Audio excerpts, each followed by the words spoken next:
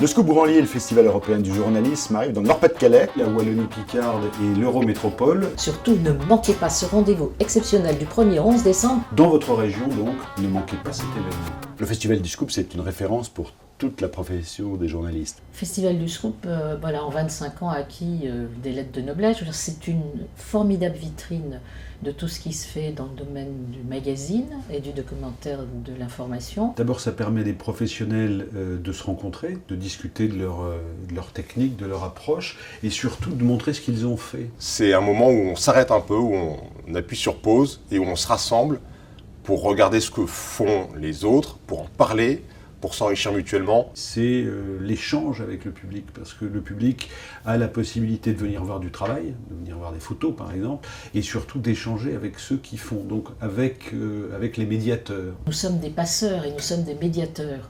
Et si on ne rencontre pas ce public, si on n'explique pas ce que l'on fait, si on ne les écoute pas pour connaître un peu leur appétit, leurs exigences, leurs remarques, je veux dire, on loupe un côté fabuleux de ce métier de journaliste. La révolution numérique bouleverse nos métiers, c'est une évidence, déjà pour la diffusion, parce qu'on le voit bien avec la presse, des journaux papier qui disparaissent pour aller sur le web. On ne doit pas avoir peur de l'évolution, des évolutions et de ce qu'elles apportent. Alors la révolution numérique, on est dedans, mais je veux dire, on en est presque aux prémices, puisqu'on parle maintenant de télévision connectée. Donc là, on va être dans la 5e dimension quand on entrera dans la télévision connectée. Mais qui nous oblige aussi, je pense, à se conforter sur nos bases. On n'a jamais été autant entouré d'informations.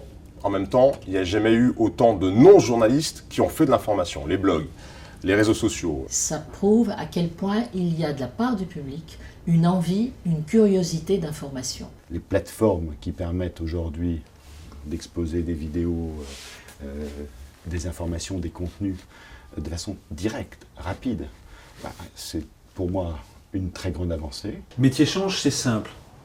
Regardez. Donc avant, aujourd'hui. Avant, cet espace que je délimite par mes deux mains, cet espace, ça s'appelle la médiation. Et la médiation, c'est un journaliste qui, professionnellement parlant, honnêtement, essaye d'aller décrire une situation et essaye de la rapporter. C'est une forme de remise en cause assez incroyable de notre travail. Je veux dire qu'on ne peut plus travailler aujourd'hui comme on travaille avant. Aujourd'hui, nous sommes des immédiateurs.